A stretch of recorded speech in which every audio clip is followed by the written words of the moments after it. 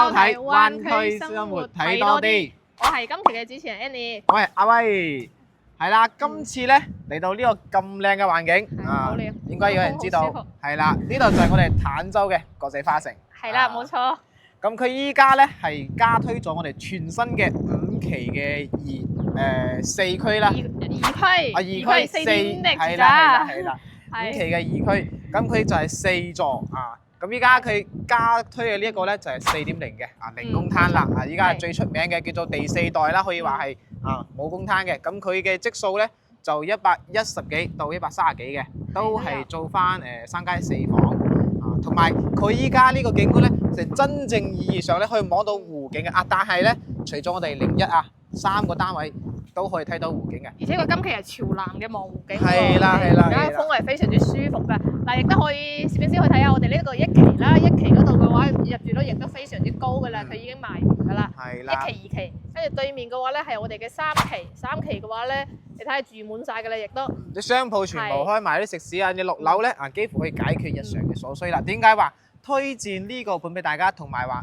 點解會有咁多觀眾朋友話買到呢度嚟咧？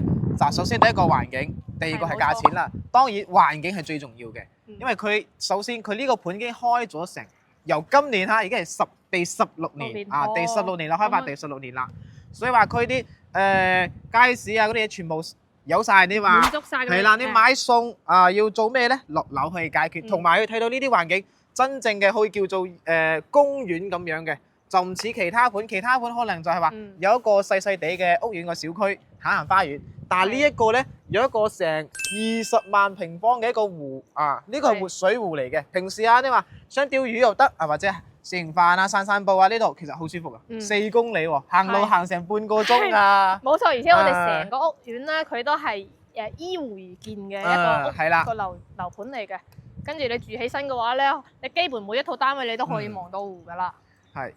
佢依家加推嘅嗰個咧，價錢同埋我哋以前賣嗰啲其實差唔多幾多嘅。依家最平嘅單位係11000幾，咁你話揀翻啲高層咧，可能就係12000出頭左右咧，都可以解決得到。但係同樣，佢依家都去做低首期，但係就唔係話5萬蚊。以前可能就話3萬5萬就可以買到上車嘛。咁依家咧發展商嘅政策就係最新嗰期係俾7%嘅一個首期7%，跟住咧就可以話上車呢個單位㗎啦。咁其實都好低門檻啦。係即係如果我按照我上次寄嘅嗰張計價單，即係帶客戶過嚟睇啦，佢係總價係130幾，跟住佢首期係先係9萬幾，就當佢10萬蚊10萬蚊就可以啦同埋再講翻佢呢一個新起嘅呢一期咧，佢交到時間可能就會稍微耐少少啦。明年嘅27年嘅10月份左右啦。27年10月左右啦。不過唔緊要啦，咁你好嘅產品都可以。肯定要等㗎嘛，冇理由話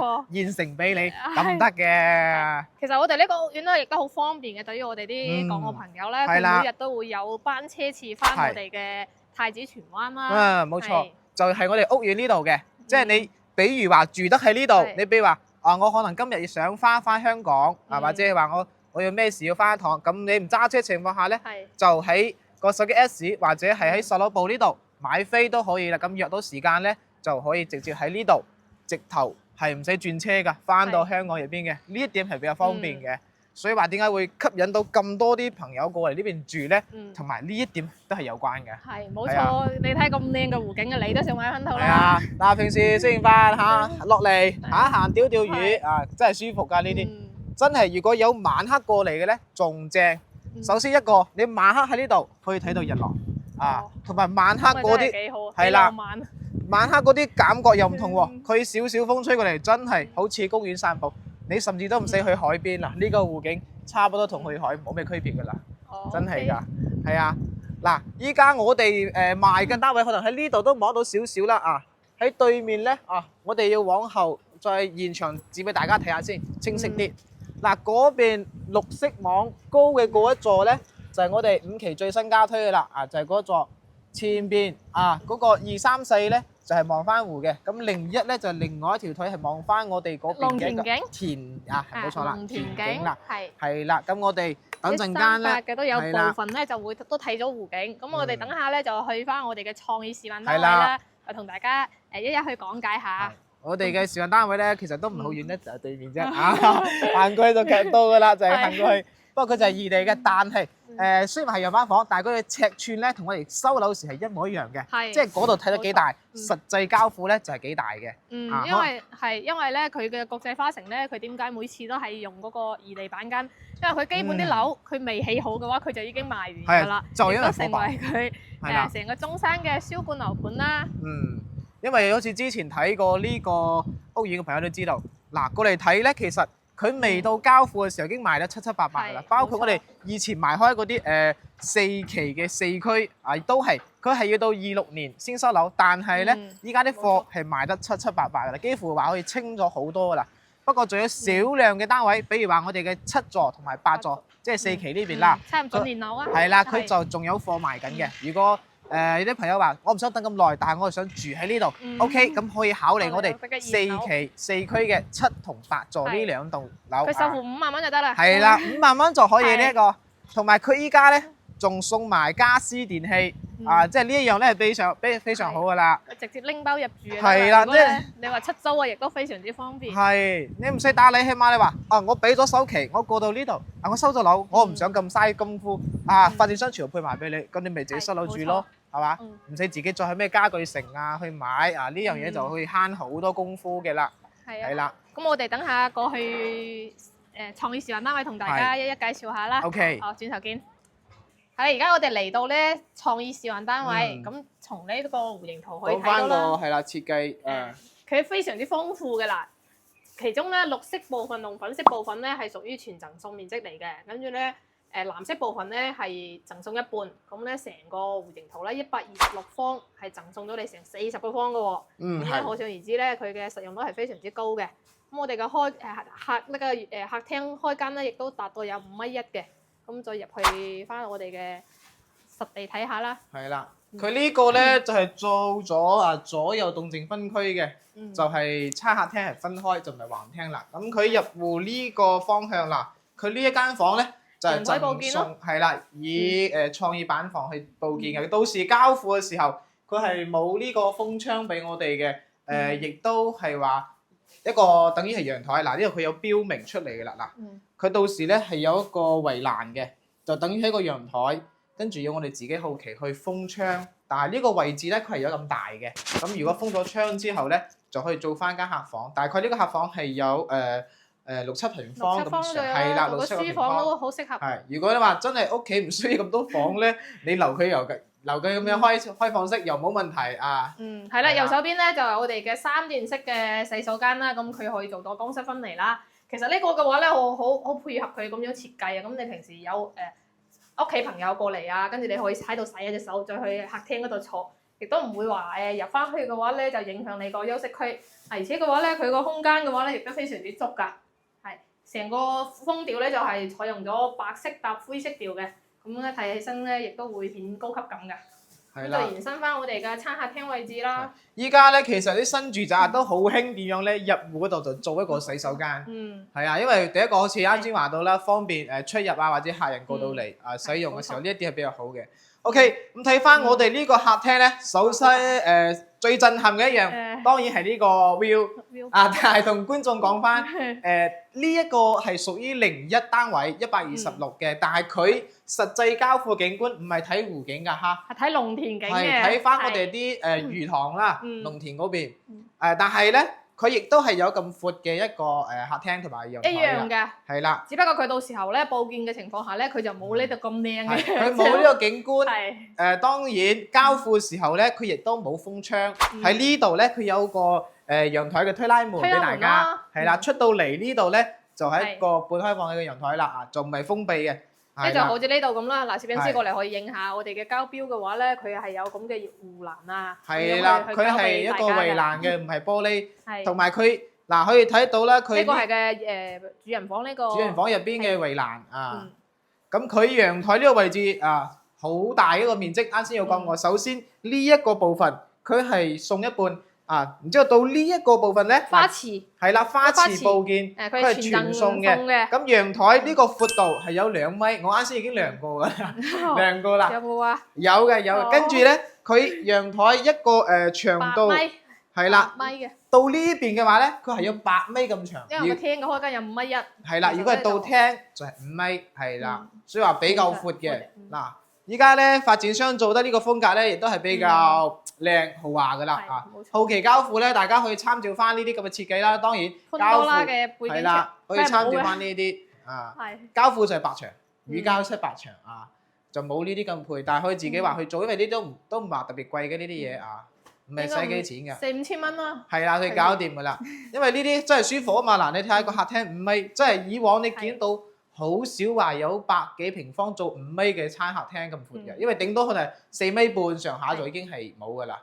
啊，但係呢度咧佢做到5米，真係好闊啊！所以話點解會叫佢叫做4.0產品咧？係有一部分原因喺呢度啦，因為佢真係太大，贈送好多。嗱，廚房呢邊咧有少少唔同㗎啦啊，同大家講翻先。廚房依家發展商佢係做咗一個開放式。開放式廚房。係啦，後期佢有一埲牆咧喺呢度過嘅。喺呢度嘅。呢度圍住，跟住佢呢度有個推拉門。係啦，推拉門係往呢個方向去，即係我哋喺呢度煮飯，直接拎咧係拎出呢度嘅。係啦，就呢度唔係開放式。當然，如果你中意咧，亦都可以剝咗呢個牆。係，呢部牆都可以剝嘅，按照佢咁樣嘅。係做翻個開放式。屋企唔中意話可能煮飯少嘅朋友咧，可以似佢咁樣剝咗佢。用翻啲電磁爐煮飯啊，可能油煙冇咁大嘅，可以做開放式。做嗰啲輕食啊，各方面嘅話。係啦。不過我哋都搭咗一個明窗嘅，所以咧你話爆炒啊，炒嗰啲通風啊，各湘方面冇菜啊、川菜啊咁。係啦係啦，中意食辣㗎，咁啊直接開個窗嘅嗱，話都可以通風。佢呢啲真係 OK 㗎啦，我覺得做得，因為本身咧可能睇起身冇咁大嘅，但係佢剝咗牆之後咧，就顯得特別大。同樣啦，餐廳呢邊佢係擺咗6人嘅位啦，呢度。你放8人都冇問題嘅，6到8人都 OK 嘅其實。係，但係呢啲台咧我就唔係好中意嘅，一般。其實你圓台嘅話咧，轉唔到身㗎咯。係啊，所以話呢啲嗱，但係佢設計點樣咧？呢個位置做翻個酒櫃咧，我覺得係 OK 嘅。嗱，屋企多中意飲酒，或者係有其他啲嘢物品擺件咧，就可以好似佢咁做個架，跟住將啲自己中意嘅擺晒喺呢度啦。咁樣啲食飯咧，同時又可以睇到，如果只係要攞嘅情況下，又可以順手拎過嚟飲啊，呢個係 OK 嘅。係冇錯。嗱，佢呢邊仲有一個陽台啊。呢個都係贈送一半嘅。係啦。即係佢呢個單位就係雙陽台嘅，但係我係啦，做得比較好。啲設計咧，我覺得比較靚嘅一啲咧，就好似大家去參照翻佢咁樣啊。到時交付咧，佢係有個呢個水龍頭，但係冇呢個櫃。當然熱水爐咧可以似佢咁樣擺出呢個位置。因為咁樣咧就係啦，隱藏啊嘛，咁樣你就可以係冇就遮住佢咁啊，就靚好多。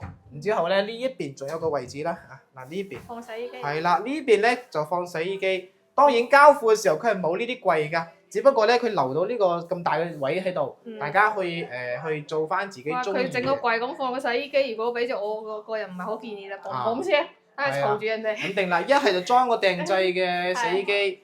咁咧就唔會話驚太嘈，因為有櫃咧，第一個散熱唔得，第二個用起身唔方便，呢個唔實際嘅。其實就唔係幾實用呢個。實際嘅。通常呢個亦都唔使封窗啊，咁樣成個，因為你畢竟南北對流啊嘛，咁你有啲空氣流通嘅話咧，就會相對好。不過又要睇翻個人嘅喜好咯。不過咧，如果你係要封，當然封我都係封嗰邊啦，咁呢邊啦，呢邊留翻佢做翻個洗衣機擺放。咁嗰邊咧就係做翻景觀陽台啊，冇錯。係啦 ，OK。咁去到我哋嘅靜溪呢邊咧，係呢度嘅話咧睇嘅今日都幾多人嚟睇樓。呢邊嘅話就係我哋休息區啊。首先睇翻第一間客房啦，呢個客房陽台嘅係啦，佢係連埋我哋陽台呢個位置嘅。嗱，後期咧亦都係通風嚟講，採光係比較 OK 嘅。嗱，你拉開咗窗之後咧，就比較通風㗎啦。如果中意獨立嘅朋友，即係話想多啲空間嘅咧，你喺呢個位置其實你可以係啦，做一個牆去封咗佢，但係咁樣就唔美觀。不過佢呢個1.5米嘅床都可以做到3邊落床位啦。嗱，其實你呢度可以設計翻我哋個衣櫃。係啦。因為咧可以設計翻我哋嘅衣櫃，跟住個床嘅話咧放一個床頭櫃得啦。因為呢個空間咧大概都係7、8個方左右。冇錯啦，係啊，因為呢個本身咧佢係唔好話特別大啦，但係做客房係夠嘅。只不過咧佢係多咗一部分就係陽台位，係啦。嗱，啱先有人睇房，所以我哋令呢個房間咧都係啦，同大家介紹第二個房間。嗱呢間咧就擺咗，依家係個榻榻米，呢張床應該係米3左右啦，未到米5啊，睇啲樣。其實我好欣賞佢咧，佢而家個4.0產品咧，佢個飄窗啊個位置咧，佢進深嘅話咧係好短嘅，又唔會話浪費啲空間。係一係咧佢就全部幫你剝咗，一係咧佢幫你做榻米嘅形式咁樣去設計。咁樣其實幾好嘅。嗱，你好似啲衣櫃咁咪喺呢度咯，嗱收啦，啲衫擺呢度啦。跟住咧，你話小朋友啊做作業啊，就唔喺呢度咯，就唔會浪費太多空間。嗱，該瞓嘅、該放嘢嘅，全部做好晒。其實呢啲動線係比較合理啲嘅。其實個衣櫃可以整喺度啊，好似呢度咁。你話其實呢個整衣櫃可以放嗰啲換季嘅被鋪。咁你話如果咧揾衣服嘅話咧，咁未沖涼啊，冇理由行咗張床又要揾衫㗎。呢一點又係啊，但係睇人咯呢啲啊。不過又係呢一點確實係嘅，因為你如果係邋遢啊，你肯定唔會擒上張床上邊去揾衫㗎啦。嗱呢個咧係無敵270度嘅景觀，哇！呢個景觀震唔震撼啊？呢個就真係正啦，但係再講翻實際交付嘅冇呢個 view 㗎嚇，睇唔到呢個湖嘅。佢係一個圍欄嚟嘅。但係咧，佢就係有呢個270度嘅一個採光嘅一個視野。可以俾翻我哋嘅。到時你收樓嘅話，亦都可以按照佢參照佢咁嘅 design 去設計翻。係啦，呢度咧係做咗個米8嘅大床，咁跟住衣櫃位咧，等陣間再同大家介紹下。不過講翻一個咧，就係嗰個房間嘅設計啦，因為佢主人房，因為佢有一個部分就喺呢邊啦。窗台。係啦，佢係呢個部分。係啦，一個窗台部件飄窗，佢係送咗一部分嘅，後期交付咧，可能需要自己往外推一推。呢個發展商可能到時應該係做好晒，我睇佢上邊張圖係咁噶啦。嗱呢邊就係我哋獨立衣帽間，呢個就唔係衣櫃，呢個係牆嚟㗎。實體牆嚟嘅，因為佢入邊咧係贈送面積。係啦，嗱睇翻呢入邊先係重點啊！120平方就好似我哋平時睇開嗰啲140咁大。560咁。係啦，因為佢有個獨立衣帽間，而且呢度幾多格？1、2、3、4、5、6格嘅一個衣櫃，夠晒你擺嘢。呢邊咧嗱。做翻個化妝台，係啦，而且佢有視玻璃，唔使打光啦，你就喺度正常化妝已經係完全夠。呢度應該係有5個平方啦，冇話多啦，5個平方係有噶啦。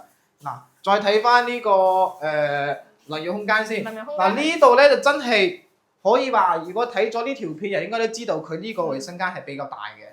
整埋浴缸先，如果喺坦洲整浴缸嘅話，唔得幾個樓盤咧，因為我見過呢個花城嘅4.0住宅啦，仲有我哋嘅佳景康城。係啦，坦洲嘅樓盤就得佳景康城係有做到浴缸位置，其他嗰啲係冇嘅。但係佢呢度咧擺埋浴缸之餘，仲有咁多嘅一個空隙位，可以大家話走動啊、沖涼，你好似呢啲咁，沖涼嘅位置夠晒，跟住咧嗰邊有浴缸，佢係做咗2個區域嘅一個淋浴空間。係鑽石型嘅。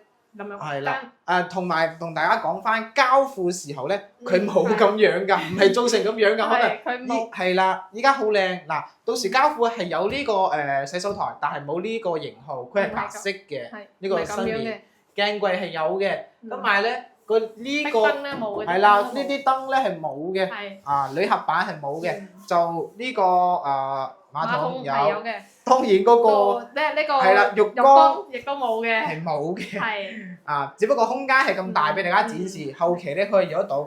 但係有冇發現啊？佢126平方好大啊！佢呢個做得因為佢贈送咗你40個地方喎。係啦，正常嚟講咧，佢一般就係除咗我哋一個公攤位，就可能實質上126可能得翻110幾，係啦，110幾啦，一個常率就公攤20個方左右。但係依家佢除咗零公攤之外，佢嘅實際面積係超過100%嘅。比如呢個單位126平方，同大家講翻，佢實際係已經係有130幾嘅啦。俾你用翻嘅。係啦，130零幾嘅啦。咁呢個單位咧就係我哋5期嘅嗰個二區01嘅，01就唔係望翻湖景，同大家再講清楚一次。呢個唔係睇湖景嘅，睇湖景嘅咧，我哋依家就去帶大家睇下110平方嘅 OK。嗱，依家咧就嚟到我哋110方個板房嘅位置啊，當然都係同大家講翻個戶型嘅設計啦。首先咧，佢係有正常交付係3間房，加埋我哋一個中空結構板，到時呢個咧佢係做好間房俾我哋嘅。咁陽台啊呢啲咧就係半贈送啦，花池全送嘅。加埋後邊主人房呢度，飄窗嗰度係啦，呢度咧佢又係做咗一個結構送俾我哋嘅。嗯咁實際咧睇下我哋入邊係點樣先，嗯因為佢呢啲樣板房改動得有比較多啦，只能話比較多改動得啊。嗱，入到呢度咧，佢同樣咧，佢都係以陽台佈建嘅，同剛剛126方嘅都係一樣嘅。佢到時佢呢度咧，佢係喺佛山證，佢係叫做結構板啊。到時係做好俾我哋交付，即係佢去做翻間房，做好晒。但係呢間房就唔係好大啦，呢間房頂籠係5-6個平方啦。差唔多啦。啊，係啦，你擺個米3嘅床咧，做一個簡單啲嘅客房係冇問題嘅，係啦。咁入到嚟門口呢排咧，就有個衣櫃，係啦，鞋櫃啲收納櫃嘅位置啊，呢個空間係夠噶啦，因為我睇咗下個尺寸咧係正常嘅 size 嚟嘅。咁你擺鞋啊嗰啲嘢，擺翻個20零對冇問題嘅呢啲。係冇錯，因為呢度咧佢成屋嘅設計咧，創意示範單位係用咗奶油風格嘅，咁咪睇緊個人咯。你睇下而家呢個白色面嘅基本都有啲手印喺度㗎啦。如果驚邋遢咧，千祈唔好做翻呢啲風格啊！真係打你起身死得人啦〜哇！成個客廳咧，佢呢個咧係南向望湖景嘅，景觀係非常之靚嘅。係啦，呢個單位咧，佢就可以望正我哋嘅湖景啦啊！就唔係好似啱先嗰個01啦，佢呢個就係真正實打實係主望湖景嘅嗰個朝向，而且係南向啊。270度。係啦，咁佢有少少唔同嘅嘢咧，就係咩喎？佢呢度嘅客廳係咪望翻好闊啊？但係啦，同你講，佢係打咗一間房啊，係啦，佢本身呢度咧係有一間房嘅，呢度有埲牆，呢度有個牆。咁其實整下張按摩椅喺度坐得好舒服。係啦，咁陽台景觀好似咁依家咁啊，坐喺陽台擺張按摩椅，咁望翻個湖景咧，就真係好舒服啦，係啦。佢陽台嘅長度係有5米半㗎，呢個長5米半，係啦。咁佢呢個闊度同我哋啱先一樣，都係有2米。成個廳起碼都有成40個方嘅應該有。係啊係啊。嗱，咁呢啲風格 OK 啦，嗱，做翻呢啲咁嘅擺設，不過咧就佢發展商就係冇計你咁多人住啦，就剝咗一間房。呢度本來一間房嚟。係啦，交付時候呢度係一間房嚟㗎，所以話我哋依家睇嘅有少少改動，可能大家一定要分析清楚下。嗱，同埋廚房再講翻啦，廚房咧佢到時嘅一個佈局咧，佢呢度有埲牆係咪啊？呢度係有扇牆嘅，呢度有扇牆。然之後咧煮完飯，我哋往呢個方向出去，行呢度出去，然之後餐台咧可能就要都係擺呢度。一樣啦，冇問題嘅。但係冇錯，就擺呢度。6到8個人都 OK 啊，其實。係啦。呢個中土台嘅話咧，佢設計喺度，到時睇個人中意咯。跟住因為佢整咗半圍合式嘅。呢啲咧就比較流行嘅，即係話到時可以裝翻點樣咧？剝咗牆，做翻呢啲拉嘅。咁你第一個唔煮飯情況下，推開佢，空間大。第二個就顯得咧個光線會比較猛啲，唔好咁黑啊嘛，因為你全部都係通透嘅。整體嘅空間感會大啲。係啦，咁佢睇起身就舒服好多啦。係冇錯。咁入到嚟咧，呢入邊就剩翻2間房噶啦啊！嗱，洗手間其實都 OK 嘅，洗手間因為佢夠大嘅啦啊，我覺得係比較闊嘅。因為佢係一個正方形嘅，平時見開咧係一個長條形嘅。其實好欣賞佢呢度咧整咗3節門嘅，你相當於咧大少少、肥少少嘅話入去都冇問題。好似你咁瘦嘅話咧入2個去都冇問題。因為好多發展商可能做推拉門，即係推開嘅，唔係呢種橫拉啊。好似我哋推咁樣斜推嗰啲咧就好唔實用。嗱，佢呢邊有一扇窗，到時咧交付呢度有一個圍欄嘅。因為政府要求咧安全性，所以話佢交付呢度有一個圍欄，佢會公示出嚟但係樣板房係啦，自己拆改造咯。樣板房佢而家係拆咗嘅，同埋佢呢啲入邊可以擺翻啲沐浴露啊，呢度有一個收納空間亦都非常之足㗎，攝影師可以影下。係啦，呢度有一個嵌入式嘅一個收納擺嘢嘅。空間其實講係夠㗎啦，我覺得啊。其實呢度我好欣賞佢做咗兩鏡嘅鏡面櫃，而且佢中間嘅情況下咧，佢預留咗出嚟嘅情況下，平時你放翻啲香薰啊，或者係嗰方面嚇，係啊，會好睇好多。其實佢收納空間亦都非常之足㗎。呢啲係嘅，冇錯。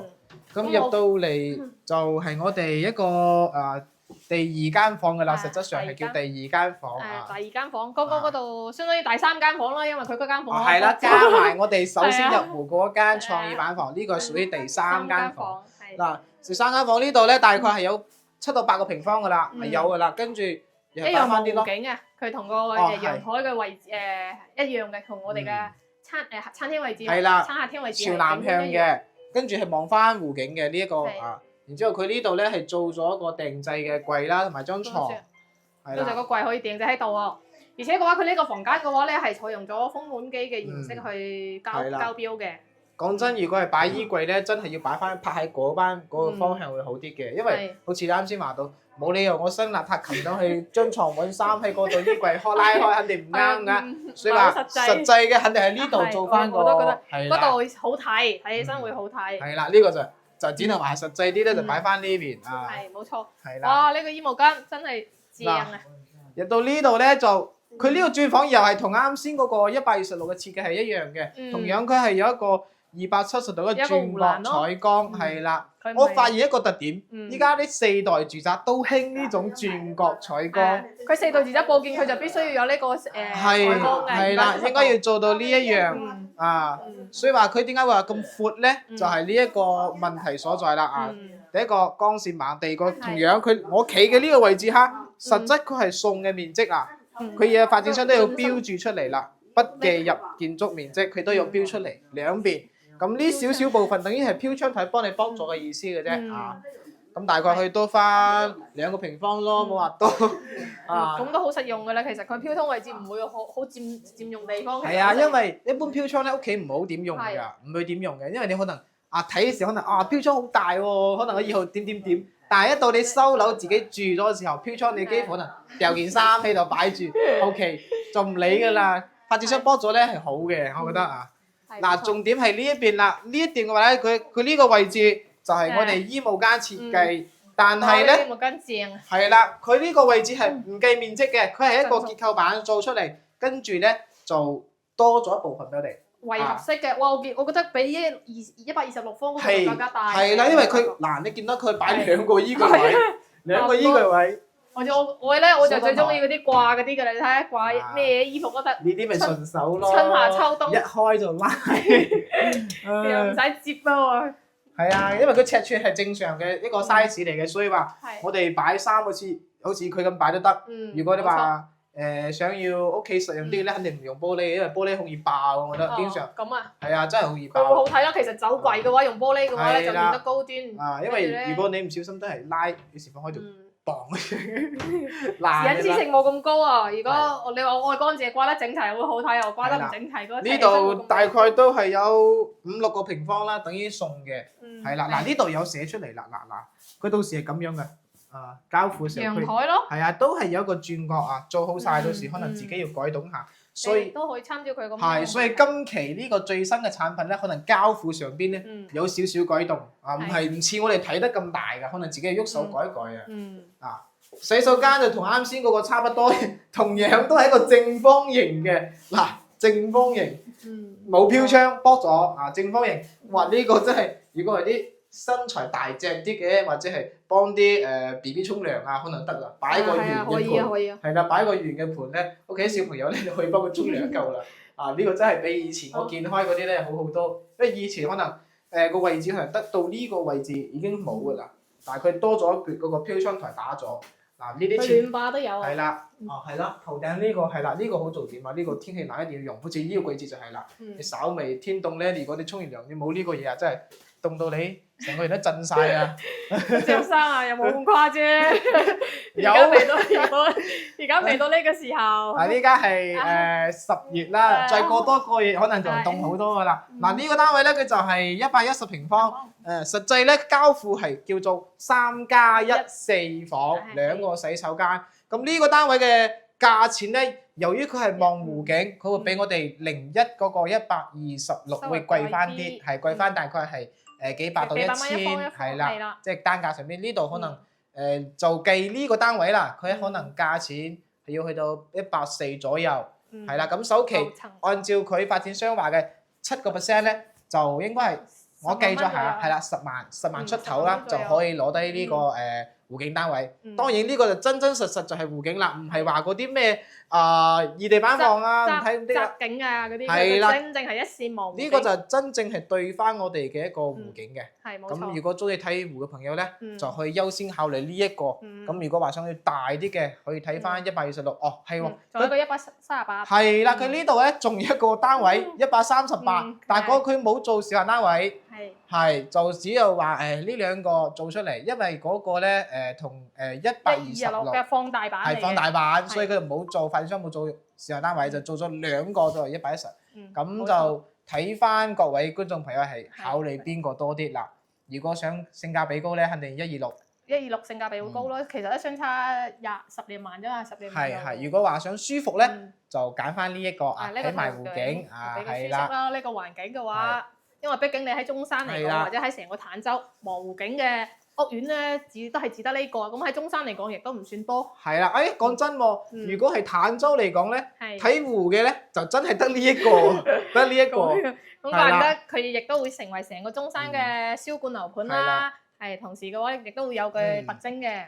就講真啦，呢啲單位如果係擺喺香港啊，千萬豪宅啊，你諗下，一間屋有咁大一個湖俾你，佢唔起樓啊，真係良心真係好好啦已經。但係呢邊咧，講翻你預算咧，100零萬去住到咁靚嘅環境，同埋有啲咁好嘅配套，又有巴士接送翻香港呢一點咧，我都係 OK嘅，因為我有好多業主。有啲喺香港元朗啦嗰邊過嚟呢邊住，佢話佢自己揸車客，佢都係1個半鐘到呢度，所以話交通算 OK 嘅。係啊，嗱，如果對呢個單位或者係對呢個屋苑咧有興趣嘅朋友啊，你到時咧可以下方聯繫我哋係冇錯。係啦，亦都可以 WhatsApp 我哋。我哋咧係有專車接送嘅，呢點非常方便。睇完樓送你翻去，非常方便。到時候有輝哥專車接送。因為我可以兩地排走所以咧到時你直接私信 WhatsApp 我哋，直接就發個定位過去到現場接你到呢邊睇樓，係完全冇問題咁可以啦，咁今期咧我哋節目介紹到呢度，咁到時候有咩唔明嘅話咧，咁亦都可以私信我哋啦。係啦，詳細發資料俾你，慢慢1對1同你講解。咁我哋下期再見，拜拜。